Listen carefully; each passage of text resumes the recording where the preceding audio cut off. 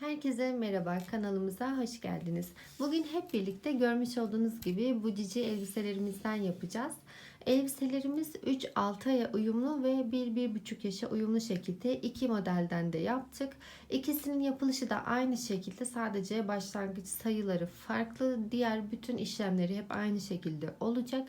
Bir düz renkte görmeniz, bir de bu şekilde benekli ipte görmeniz için biz iki modelden de yaptık.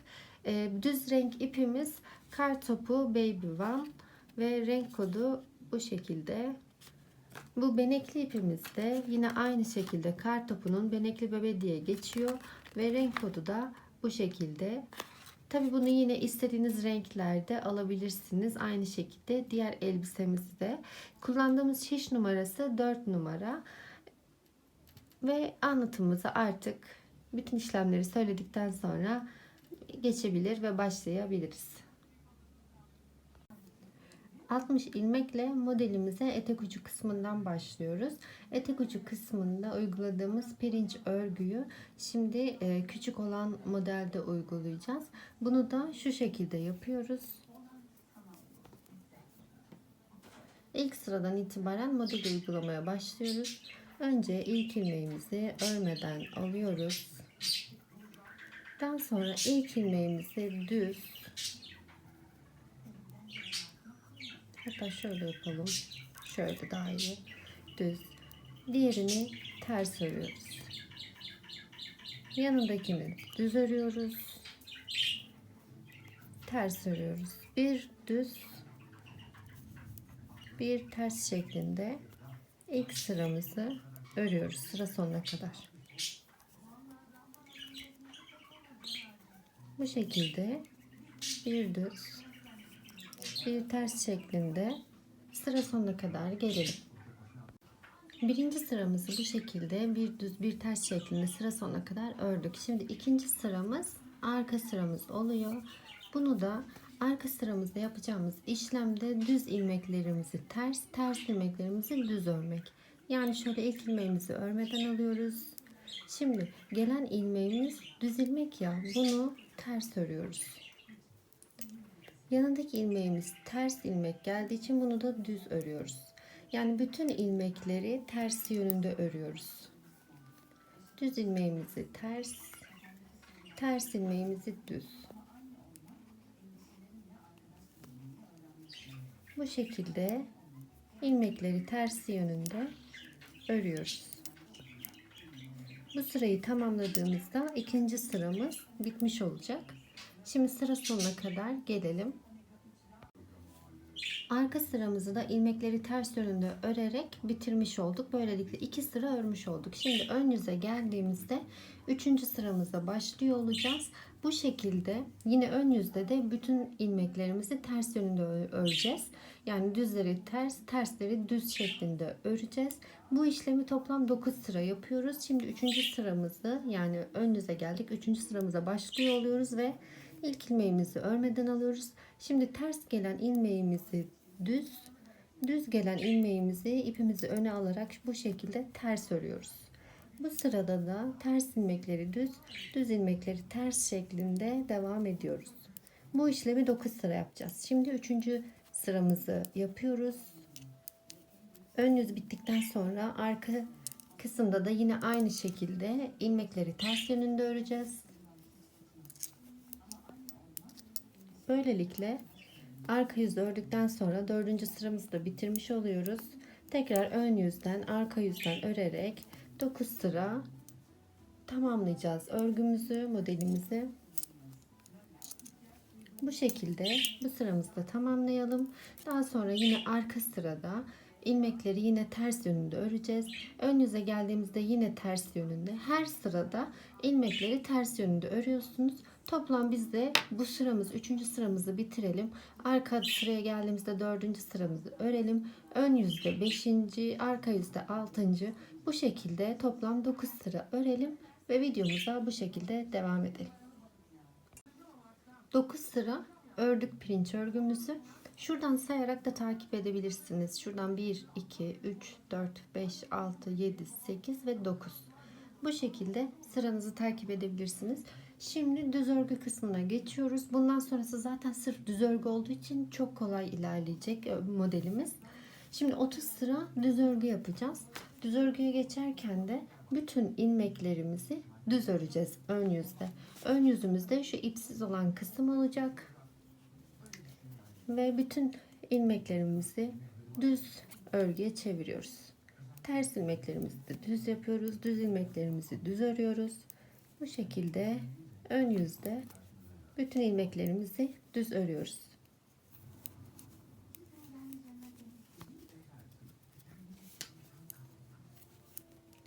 Ön yüzde bu şekilde bütün ilmeklerimizi düz örelim. Arka yüzde modelimize devam edelim. Ön yüzde bütün ilmeklerimizi düz ördük. Şimdi arka yüzde bütün ilmeklerimizi ters öreceğiz. Çünkü düz örgüde bildiğiniz gibi önden düz, arkadan ters örüyoruz modelimizi. İlk ilmeğimizi örmeden aldık. İpimiz ön kısımda ve bütün ilmeklerimizi bu şekilde ters örüyoruz. Bu şekilde sıra sonuna kadar bütün ilmeklerimizi ters örelim ve modelimize devam edelim. Düz örgü modelimize bu şekilde başlamış olduk. Ön yüzde yine bütün ilmeklerimizi düz öreceğiz. Arka yüzde bütün ilmeklerimizi ters öreceğiz. Yani bu şekilde örgümüzü 30 sıra düz örgü öreceğiz. Önden arkadan ördüğümüzde toplam 2 sıra örmüş oluyoruz. Şimdi bir ön bir arkadan ördük, 2 sıra örmüş olduk. Tekrar ön yüzden örmeye başladık. 3. sıramıza başlamış olduk. Bu şekilde toplam 30 sıra hiçbir eksiltme ve arttırma işlemi yapmadan düz örgümüze devam edeceğiz. Biz de bu şekilde önden düz arkadan ters şeklinde örüp 30 sıramızı tamamlayalım. Daha sonra videomuza bu şekilde devam edelim. 30 sıramızı bu şekilde düz örgü halinde ördük. Şimdi bir kere bir kesme işlemi yapacağız. Onu da şöyle ön sırada sıra sonunda yapacağız. Önce bütün ilmeklerimizi yine son 2 ilmeğimiz kalana kadar düz öreceğiz. Bu şekilde sıra sonuna gelelim. Son 2 ilmeğimiz kaldı. Şimdi burada kesme işlemimizi 2 ilmeğimizi bir alarak ilk kesme işlemimizi yapıyoruz. Daha sonra arka kısımdan son 2 ilmek kalana kadar ters örgümüzü örelim. Son 2 ilmeğimiz kaldığında arka sıradan şu 2 ilmeğimizi de bir alarak bir kesme işlemi daha yapıyoruz. Toplamda şu an 58 tane ilmeğimiz kalıyor şişimizde ve önde bir keserek arkada bir keserek 2 sıra örmüş olduk. Şimdi kesme işlemi yapmadan 20 sıraya tamamlayacağız bunu. Yani 2 sıra zaten şimdi yapmış olduk. 18 sıra düz örgü modelimizi şimdi ilerletelim. Yani önden düz arkadan ters şeklinde kesme işlemi yapmadan 58 ilmeğimizi örelim. Kestikten sonra 20 sıramızı yani kesme işlemiyle beraber toplam 20 sıramızı ördük. Şimdi bir kesme işlemi daha yapacağız. Yine aynı şekilde ön sıradan düz örgümüze başlayıp şöyle başlayıp son 2 ilmek kalana kadar örgümüzü örelim ve sıra sonunda kesme işlemimizi yapalım. Sıra sonundaki 2 ilmeğimizi yine bir alarak kesme işlemi yapıyoruz. Daha sonra arka sırada yine ilk ilmeğimizi örmeden alıp ters örgümüze devam edip bu sıranın sonunda da bir ilmeğimizi daha keseceğiz. Şimdi son 2 ilmek kalana kadar bu sıramızı da ilerletelim. Sıra sonuna geldiğimizde yine 2 ilmeğimizi bir alarak kesiyoruz. Böylelikle önde bir arkada bir ilmek kesmiş oluyoruz. Ve şimdi 2 sıra örmüş olduk böylelikle. Bunu da 10 sıraya tamamlayacağız. Şimdi biz de 10 sıraya tamamlayalım. Eksiltme işlemi yapmadan yine olan ilmeklerimizi 2 sıra ördük. 8 sıra daha örüp 10 sıraya tamamlayıp videomuza devam edelim. 10. sıramızı da ördük bu şekilde. Şimdi yine bir kesme işlemi daha yapıyoruz. Aynı şekilde yine önden sıra sonuna kadar, son 2 ilmek kalana kadar örelim ve kesme işlemimizi yapalım. Sıra sonuna geldiğimizde şöyle yine 2 ilmeğimizi bir alarak kesiyoruz. Yine arka kısımdan bütün ilmeklerimizi ters örüyoruz sıra sonuna kadar, yine son 2 ilmek kalana kadar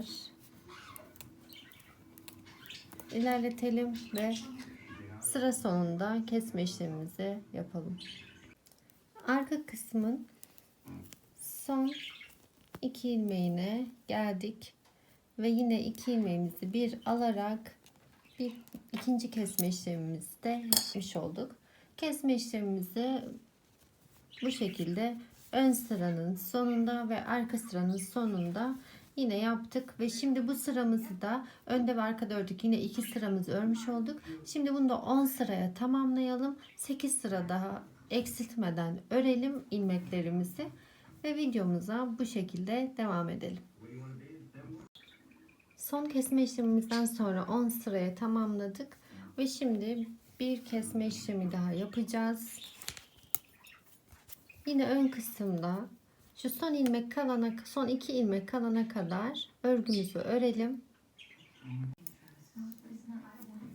Sıra sonunda 2 ilmeğimizi bir alıp kestik. Arka sırada yine ters örgümüzü örüp son 2 ilmeğimize gelelim ve orada da kesme işlemimizi yapalım. Arka sıradaki son 2 ilmeğimizi de bir alarak kesiyoruz. Bu şekilde toplam 4 kere kesmiş oluyoruz. Bir önden bir arkadan toplam 8 ilmek kesmiş olduk. Şimdi şu kol altındaki pirinç örgü kısmını yapacağız. Daha sonra kesme işlemimizi yapacağız yine. Şimdi bunu yaparken önce 13 tane ilmeğimizi pirinç örgü yapacağız. Yine ilk ilmeğimizi örmeden alıyoruz ve düz ters örgü şeklinde öreceğiz ilmeklerimizi. İlk ilmeğimizi düz örüyoruz. İkinci ilmeğimizi terse çeviriyoruz. Diğerini düz ve ters. Bu şekilde 13 ilmek örelim.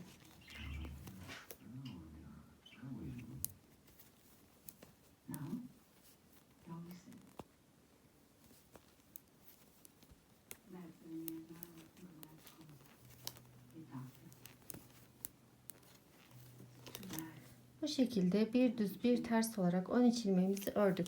Şimdi son 13 ilmeğe kadar aradaki bütün ilmekleri düz öreceğiz. Bu şekilde düz. Son 13 ilmek kalana kadar bu düz ilmeklerimizi örelim ve pirinç örgümüzü diğer kısımda da düzenleyelim. Sol tarafta 13 ilmeğimiz kaldı. Yani sıramızın sonunda. Bunu da önce ters olarak örüyoruz ilmeğimizi. Diğerini düz. Ters ve düz. Bu şekilde baştaki 13 ilmeğimizi pirinç örgüye çevirdiğimiz gibi sondaki 13 ilmeğimizi de pirinç örgümüze çeviriyoruz.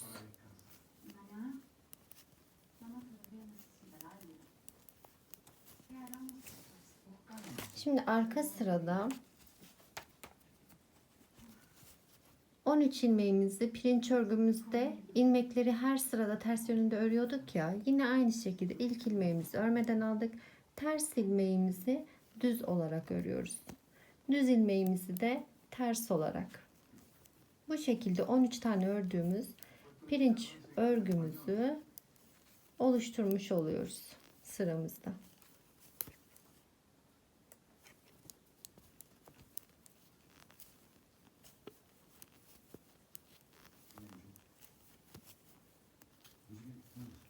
13 ilmeğimizi bu şekilde ördük. Şimdi aradaki o ördüğümüz düz ilmekleri arkada yine aynı şekilde ters örüyoruz. İlk 13, yani şurada 13 ilmeğimiz pirinç örgümüzün başladığı yere kadar bütün ilmeklerimizi aradaki ters örüyoruz.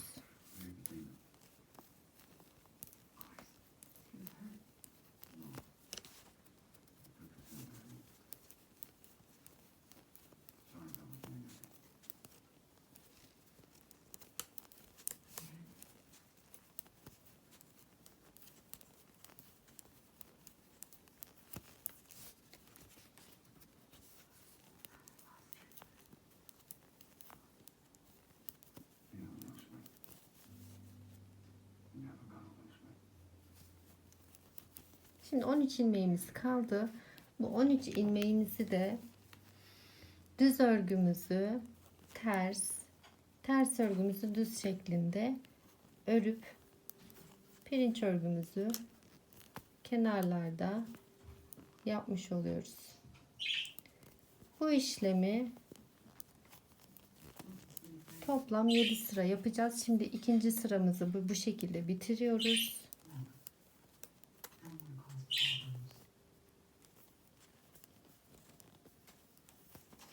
Ve ön sıraya geldik. Bizim 3. sıramızın da başlangıcı oluyor. Yine aynı şekilde ilk ilmeği örmeden aldım. Ters ilmeğimi düz ilmeğimi ters. Bunu sadece başta ve sondaki 13 ilmeğimde yapıyorum. Ve 7 sıra yapacağım bunu. Eksiltme işlemi yapmıyoruz.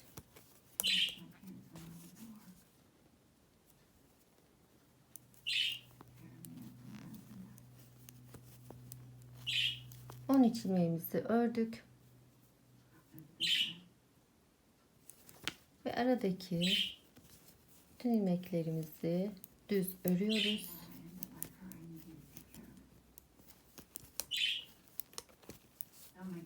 On üç ilmek kalana kadar sayı aynı kalıyor. Eksiltme işlemi yapmıyoruz. 7 sıra ördükten sonra eksiltme işlemine başlayacağız. Hem de koltuk altı kısmını oluşturmuş olacağız.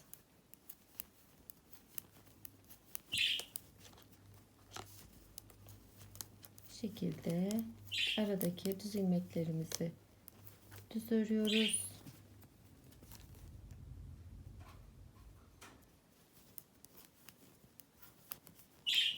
On üç ilmeğimiz kaldı. 13 ön ilmeğimizi yine pirinç örgü düzü tersi düz şeklinde örüyoruz. Bu şekilde 3. sıramızı da bitiriyoruz. Arka kısımda yine ilk 13 ilmeğimizi pirinç örgü ördüğümüz bu yöntemle yine devam ettiriyoruz.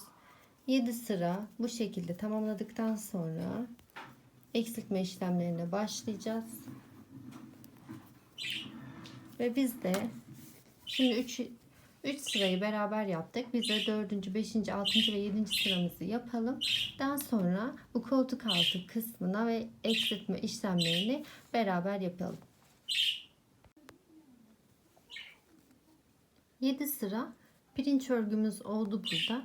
Saydığınızda 1, 2, 3, 4, 5, 6 ve 7. sıra arka sıraya denk geliyor. Şimdi kesme işlemini yapacağız. Şu koltuk altındaki kesme işlemini burada arka sırada ilk bu kısımda yapacağız. Daha sonra ön yüze geldiğimizde ön sırada yapacağız. Toplam 6 ilmek keseceğiz. Şimdi bu şekilde sırayla 6 ilmek kesiyoruz. 1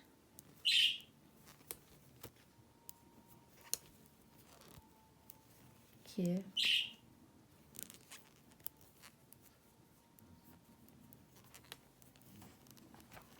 3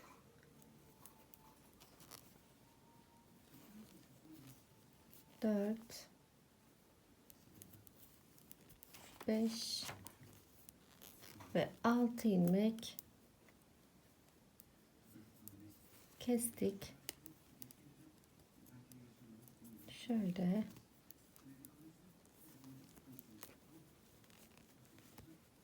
kestik.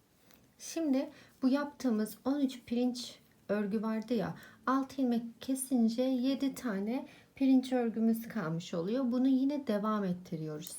Bu 7 pirinç örgümüzü hiç eksiltmeden normal aynı şekilde devam ediyoruz. Eksiltmelerimizi çünkü pirinç örgüden sonra yapacağız. Şimdi şöyle pirinç örgümüzü, bu kalan 7 pirinç örgümüzü yapıyoruz. Birincisini yaptık. İkincisi tersi düz. Üçüncüsünü bu şekilde yine tersi düz, düzü ters şeklinde örüyoruz. 7 pirinç örgümüzü yaptık. Aradaki ilmeklerimizi arka yüzle ters örüyoruz.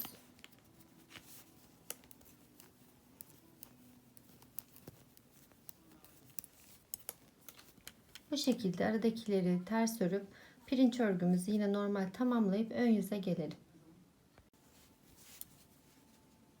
Örgümüzün ön yüzüne geldik. Şimdi burada da 6 ilmeğimizi keseceğiz ve ön yüzdeki kesme işlemlerimize başlayacağız. Onları da pirinç örgümüzle şu düz örgünün, pirinç örgümüz bittikten sonraki düz örgünün başlangıcında ve buradaki pirinç örgüye başlamadan önce düz örgümüzün sonunda yapacağız. Yani önce 6 ilmeğimizi keselim. Buradaki koltuk altı kısmı için 6 ilmeğimizi kesiyoruz.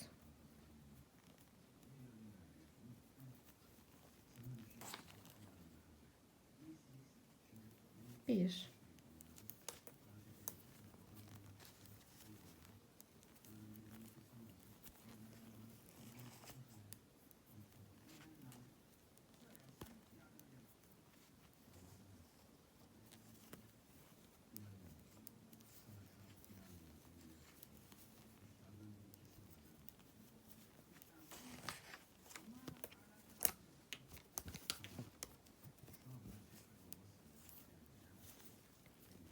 6 ilmeğimizi kestik. Şimdi pirinç örgümüz, 7 tane pirinç örgümüzü yapıyoruz. 1, tersimizi düz, düzümüzü ters.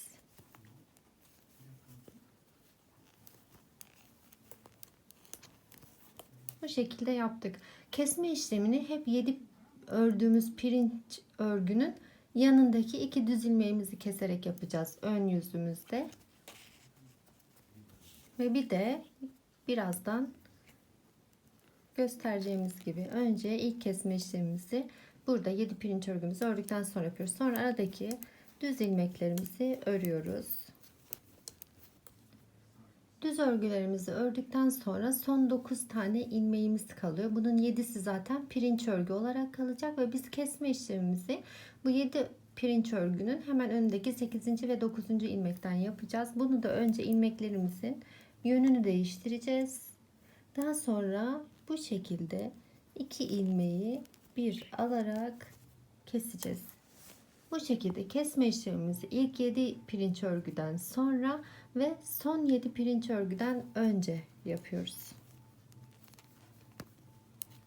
Arka yüzde yine normal pirinç örgüyü aynı o şekilde ve aradaki ilmeklerimizi ters örerek arka yüzü örelim. Önde kesme işlemimizi bir kere daha birlikte yapalım. Ön yüzde bir kesme işlemimizi daha birlikte yapalım. Yine 7 örgümüzü örelim.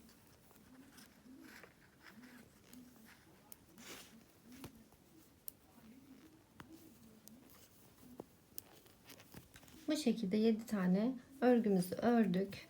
Yine kesme işlemimizi 2 ilmeğimizi bir alarak yapıyoruz.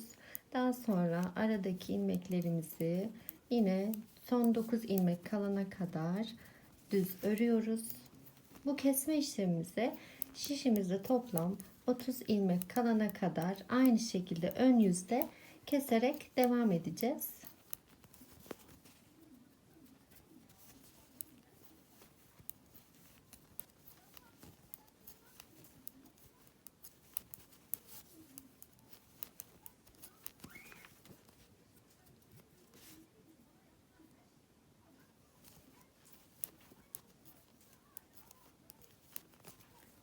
Dokuz ilmeğimiz kaldı.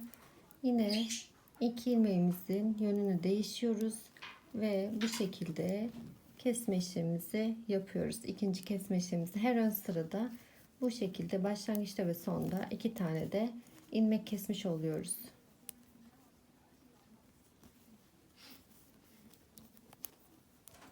Arka sırayı yine dediğimiz gibi örüp ön yüze geldiğimizde yine 7 tane örgümüzü, pirinç örgümüzü ördükten sonra bir kesme işlemi ve son 7 pirinç örgüden önce bir kesme işlemi daha yaparak şişimizde toplam 30 tane ilmek kalana kadar devam edeceğiz buna. Biz de bu şekilde devam edelim. Kesme işlemine biz de devam edelim.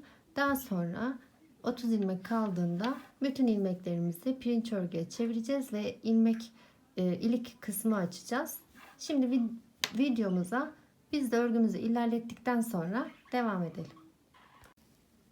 İlmeklerimizi kestik. 30 tane ilmeğimiz kaldı. Şimdi bütün ilmeklerimizi buradaki gibi ilik kısmını açacağız ve pirinç örgüye çeviriyoruz. Şimdi bütün ilmeklerimizi pirinç örgüye çeviriyoruz. İlk ilmeğimizi aldık. Tersi düz. Düzü ters örerek zaten en baştaki pirinç örgümüze devam ettiriyoruz. Ve bu sırasıyla aynı şekilde hangi ilmek geliyorsa o şekilde. Şimdi en son ördüğümüz düz ilmeğimizi ters ördük. Şimdi düz öreceğiz. Sıradaki düz örgü. Hemen yanındakini ters, düz, ters. Bu şekilde bütün ilmeklerimizi çeviriyoruz.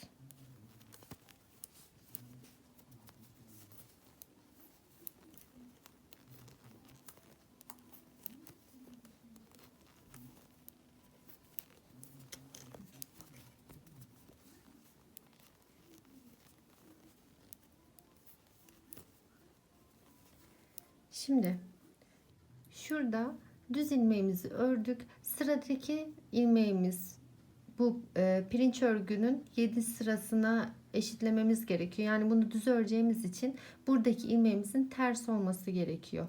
Burada da düz ilmekten sonra ters geleceği için şuradaki ilmeğimiz düz ters sırayı bozacak. O yüzden bu iki ilmeğimizi ters olarak öreceğiz.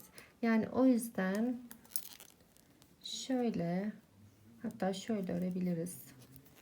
Bu şekilde ters örebilirsiniz. Ve sıralama aynı şekilde devam edecek. Tersi düz, düzü ters.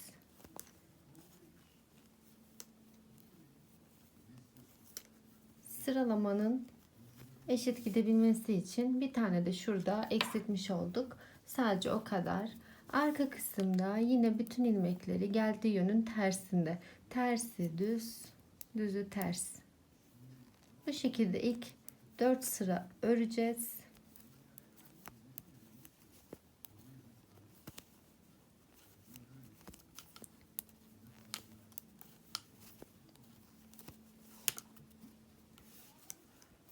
Bu şekilde 4 sıra örelim ve ilik kısmının açmaya geçelim. 4 sıramızı ördük. Şimdi ilik kısmını açacağız.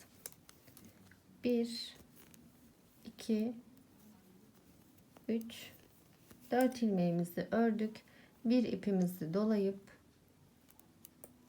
bu iki ilmeğimizi bir keseceğiz ve ilk düğmemiz için ilik kısmını açmış olacağız. Daha sonra yine pirinç örgüye devam edip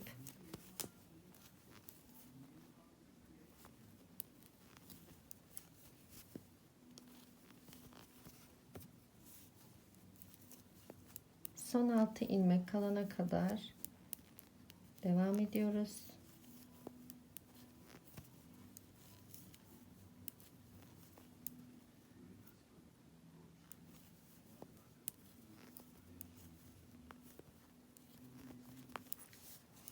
Altı ilmeğimiz kaldı.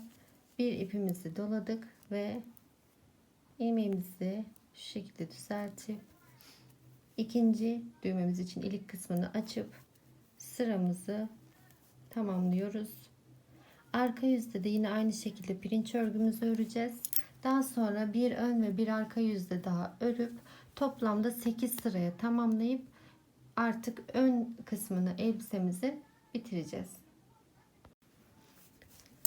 Toplamda 8 sıraya tamamladık. Şimdi artık kapama işlemini yapıyoruz.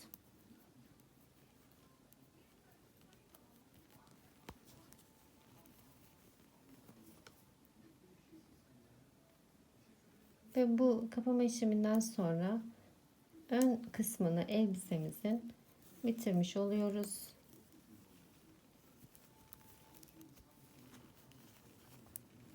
Bütün ilmekleri bu şekilde kapatıyoruz.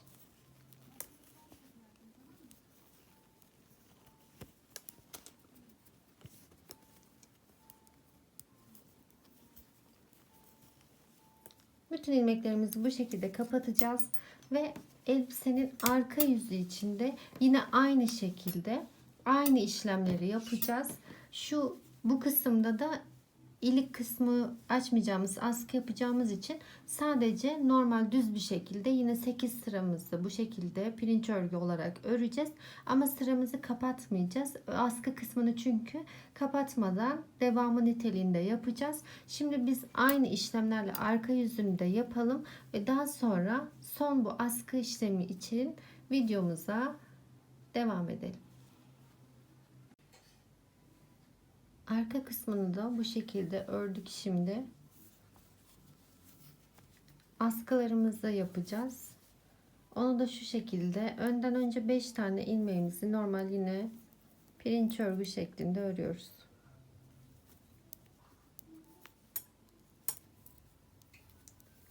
Ve son 5 ilmeğe kadar aradaki bütün ilmekleri kapatıyoruz.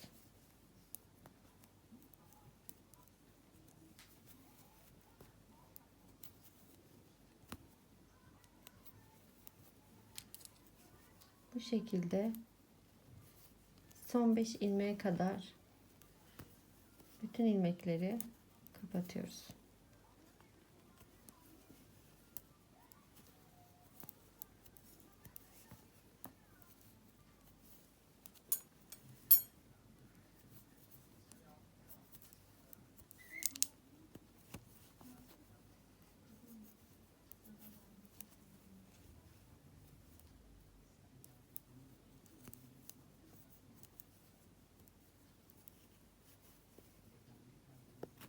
İsterseniz bütün sırayı kapatıp askıları ilmek çıkararak da yapabilirsiniz. İsterseniz bu şekilde ilmek çıkarmayla uğraşmadan direkt askı kısmını kapatırken ayarlayabilirsiniz.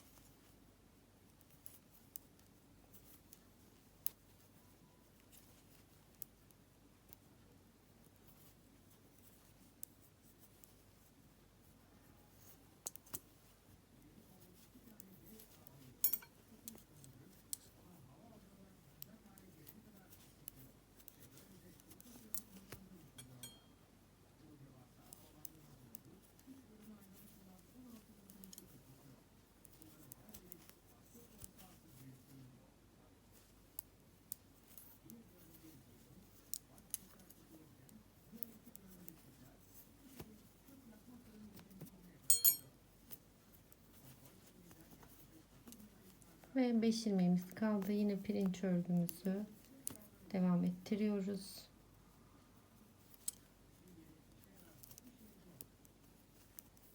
Bu şekilde askı kısımlarımızı da hazırladık. Şimdi ilk olarak ipimizle bu askı kısmını ilerletelim. Daha sonra şuradan ipekleyip buradaki askı kısmını ilerletelim ve elbisemizi bitirelim.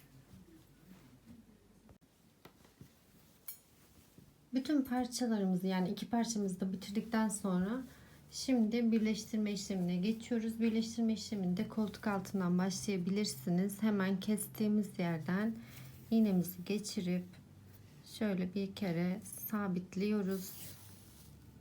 Daha sonra hemen karşı tarafından kestiğimiz yerden yine ipimizi geçiriyoruz.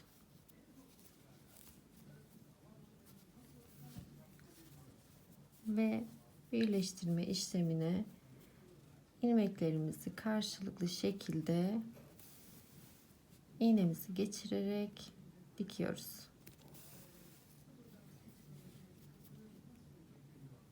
Bu şekilde iki tarafı da çapraz karşılıklı dikerek birleştirelim ve elbisemizin artık son haline geçebiliriz. Ve modelimiz bu şekilde düğmelerini taktıktan sonra artık son halini aldı. Şimdi bu yaptığımız model 6 aylıktı ve bunun bir de 3-6 aya uyumluydu. Biz bir de bunun 1-1,5 yaşa uyumlusunu da yaptık. Bunun ilk yaptığımız örnek 1-1,5 yaşa uyumluydu. İlmek sayımız 80 ilmek. Daha sonra yine aynı şu 3-6 aya uyumlu beraber birlikte yaptığımız bu videodaki modelimizin sıralamasıyla aynı şekilde bu 1 yaşa da 1,5 yaşa uygun modele de uygulayabiliyorsunuz.